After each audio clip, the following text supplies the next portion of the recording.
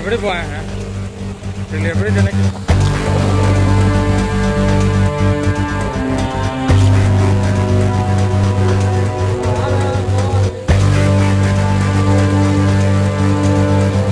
परेशानी है तो गाड़ी निकालने में भी बहुत दिक्कत होती है। गाड़ी में पानी इंजन में घुस जाएगा, गाड़ी खराब हो जाएगी। हम तो मैं इस फ्लैट को हमने 3 साल पहले बड़े शौक से खरीदा था इसलिए कि इसकी कनेक्टिविटी मेन रोड से थी। इसको सेल करके मतलब कहीं हम लोग फिर अंदर ही जाके रहिए। अगर मेन रोड की ये स्थिति है तो ऐसे मेन रोड पे रेसिडेंस का होना बिल्कुल बेकार है। खास करके महिलाएं हैं, उनको अपना जो है सो आना जाना, रोड पे जाना, ये डेली रूटीन का काम करने में भी उनको इतनी समस्या है कि हाँ वो अपने कपड़े को बहुत ऊपर करके जाती हैं। नमस्कार, न्यूज़ 4 नेशन देख रहे हैं। मैं हूं आपके साथ वंदना। रात भर की बारिश में पूरा पटना जलमग्न हो गया है। हम आपको सुबह से हर इलाके की तस्वीर दिखा रहे हैं, यानी राजधानी पटना के कई इलाकों का आपने तस्वीर देखा होगा। इसी क्रम में ये दानापुर खगल रोड का ये इलाका है। ये दानापुर नगर परिषद इलाके में ये आता है और यहाँ की तस्वीर आप देख रहे होंगे कि क्या परेशानी हो रही होगी। आपके जो गाड़ी है वो वहाँ इंतज़ार कर रहा है, वो लोगों से पूछेंगे तभी वो इस इलाके में यानी कि इस कॉलोनी में वो एंट्री करेंगे, क्योंकि उन्हें खुद डर है कि अगर हम गाड़ी को स्टार्ट करते हैं, अगर हम इस इलाके में अगर आते हैं तो मेरी गाड़ी बंद हो जा सकती है। आप एक देख सकते हैं जो ये रोज़ के कमाने खाने वाले लोग हैं, यहाँ पे खुद किस तरह से गुजर बसर कर रहे हैं, ये तस्वीरें बयां कर रही है।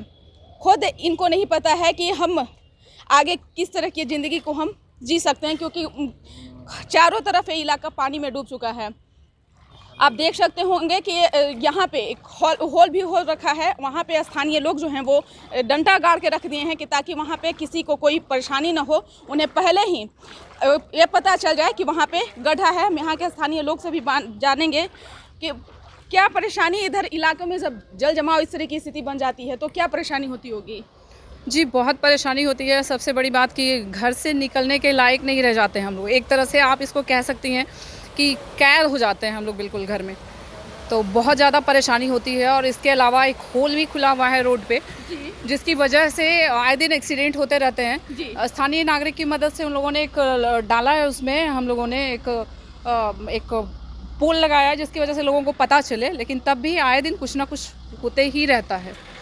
अगर बाहर से आप लोगों को कुछ सामान लाने की ज़रूरत पड़ती होगी, अगर अचानक से बारिश हो जाए और इस तरीके का स्थिति बन जाए तो कैसे आप लोग उस चीज़ को करती हैं? जी, मैं आपको बताना चाहूँगी कि पिछले 3 साल से मैं इस फ्लैट को हमने 3 साल पहले बड़े शौक से खरीदा था इसलिए कि इसकी कनेक्टिविटी मेन रोड से थी। बिल्कुल हमारे घर के बालकनी से मेन रोड दिखता था, तो मैं बहुत खुश थी। लेकिन अब जो स्थितियाँ बन रही हैं, पिछले साल भी दुर्गा पूजा के टाइम हुआ था कि पानी भर गया था बिल्कुल अंदर में, बेसमेंट में, जहां हमारी गाड़ियां पार्किंग होती हैं वहां पे बेसमेंट में पानी भर गया था। और इस साल अभी हल्की बारिश में हम लोग ये कह सकते हैं कि अभी तो मेन बारिश स्टार्ट नहीं हुई है और उसमें ये स्थिति अभी देना बाकी है, उससे पहले की हालात पटना की। जी बिल्कुल बिल्कुल, मैं यही कहना चाहूँगी कि बहुत ज़्यादा दिक्कत होती है। बहुत ज़िंदगी को सुचारू रूप से चलने के लिए ये बहुत ही प्रॉब्लमेटिक है। और इवन हम लोगों के दिमाग में भी ये आता है कि इसको सेल करके मतलब कहीं हम लोग फिर अंदर ही जाके रहिए। अगर मेन रोड की ये स्थिति है तो ऐसे मेन रोड पे रेसिडेंस का होना बिल्कुल बेकार है। क्या कहना चाहेंगी, क्या उम्मीद करती हैं आप? जी, सबसे बड़ी बात है कि अधिकारियों की लापरवाही जिम्मेदार है इन स्थितियों के लिए। हमने कॉल भी लगाने की थी कोशिश की थी एग्जीक्यूटिव ऑफिसर को, लेकिन उन्होंने कॉल नहीं उठाया। तो चारों तरफ जो अराजकता है मेन तो अधिकारियों की वजह से ही है। नगर निगम को बिल्कुल ये देखना चाहिए।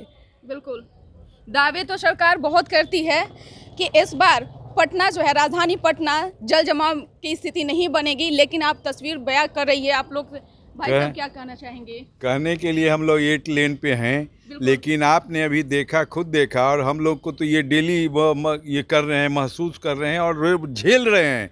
यदि अभी किसी को बीमारी हो जाए या किसी को प्रसव हो जाए की व्यवस्था हो तो वो जाना मुश्किल है हम लोग को हॉस्पिटल, या कहीं वो यदि जो ट्रेन पकड़ना हो तो उसके लिए भी प्रॉब्लम है कि हम लोग कैसे जाएं। मेरी वो महिलाएं, खास करके महिलाएं हैं, उनको अपना जो है सो आना जाना, रोड पे जाना, ये डेली रूटीन का काम करने में भी उनको इतनी समस्या है कि हाँ वो अपने कपड़े को बहुत ऊपर करके जाती हैं। ये सारा भोग रहे हैं हम लोग लगातार ये बारिश के दिनों में। इसके लिए ना प्रशासन देख रहा है ना कोई देख रहा है। अधिकारी सबको अधिकारी जो भी हैं, अधिकारी पदाधिकारी सब दोषी हैं इसके लिए। हम लोग अप्रोच भी करते हैं तो कोई सुनवाई नहीं होती है। यही तो हाल है, सुशासन बाबू का हाल है। ये सुशासन के राज्य में ये हाल है। कहना तो यही है कि सुशासन के राज्य में हम लोगों को ये आने जाने की सुविधा की मुहैया नहीं है। आने जाने का बिल्कुल अपनी बहन बेटी बहू को ये हॉस्पिटल स्कूल कॉलेज में दे चाहते जाए। क्या है, क्या ये इस इलाके का जो स्थिति बनी हुई है, तो किस तरह से आप अपनी बात उम्मीद रखते हैं सरकार से, क्या कहना चाहेंगे? सरकार को यही कहना चाहें कि लोगों को देखें। जनता ही जनार्दन कहते हैं, जनता जनार्दन के लिए कुछ नहीं है। अरे वो कम से कम ये मामूली सी बात है, इसके लिए वो पंप हाउस लगा दें, ये पंप लगा दें, पोर्टेबल पंप, उससे इसको निकाल सकते हैं बारिश को। बिल्कुल। तो जो सोए रहते हैं, इस सरकार प्रशासन सोई रहती है, लोग भोगते हैं, जनता भोगती है। अब 5 साल के बाद फिर आएंगे तो वो कहेंगे कि हाँ साहब आप हमको वोट दें, हम आपको जो है सो प्रशासन दुरुस्त करेंगे। यही हाल है। बिल्कुल। तो ये जैसा स्थिति बना हुआ है इस इलाके का, देख करके ऐसा लग रहा है कि लोग इस नारकीय जिंदगी कैसा जीते होंगे। यहाँ की व्यवस्था काफ़ी दयनीय होते जा रही है दिन प्रतिदिन, क्योंकि यहाँ के जो स्थानीय लोग हैं वो कह रहे हैं कि बहुत शौक से हम इस इलाके में हम मकान खरीदे थे, रहने आए थे, लेकिन इस तरह के नारकीय ज़िंदगी कैसे जिएंगे? हम खुद यहाँ से बेच कर जाने की सोच रहे हैं। तो बताइए इस तरह के क्या कहेंगे भैया? बड़ी परेशानी है, इधर तो गाड़ी निकालने में भी बहुत दिक्कत होती है। गाड़ी में पानी इंजन में घुस जाएगा, गाड़ी खराब हो जाएगी। हम कर क्या चाहेंगे? इसको बनाने के लिए बोला जाए, इसको जल्द से जल्द बनाया जाए, इसको ऊंचाई करना चाहिए, नाला साइड होना चाहिए, अपना साइड से नाला में निकल जाना चाहिए। बिल्कुल। यहाँ के जो भी लोग बात कर रहे हैं उनसे एक ही चीज़ कहना चाह रहे हैं कि जल्द से जल्द इसकी जो है अब निदान किया जाए, क्योंकि हम लोग इसमें इलाके में रहते रहते थक चुके हैं। 1 साल की ये स्थिति नहीं है, हर साल बारिश में यही समस्याएं यहाँ जो है उत्पन्न हो जाती है। अब देखने वाली बात रहेगी कि जिस तरह से नगर विकास मंत्री यानी कि खुद डिप्टी सीएम ने बाहर निकाल कर निरीक्षण किया था, आखिर वो निरीक्षण किस टाइप का था? खुद दावे कर रहे थे कि इस बार पटना जलमग्न नहीं होगा, लेकिन अभी मानसून आई ही नहीं कि उससे पहले की ये राजधानी की तस्वीर बन चुकी है। देखने वाली बात रहेगी कि जो जिस तरह से दावे सरकार कर रही है, नगर निगम दावे कर रही है, तमाम आला अधिकारी दावे कर रहे हैं कि राजधानी पटना नहीं डूबेगा, तो याद रहेगा कि फिर 2019 वाला दशा जो है फिर इस बार जो है एक बार फिर से देखने को मिलेगा 2021 की स्थिति में, क्योंकि पहले मानसून आने से पहले ये स्थिति पटना की बन चुकी है। इस खबर बस इतना ही। देखते रहिए न्यूज़4नेशन। नमस्कार।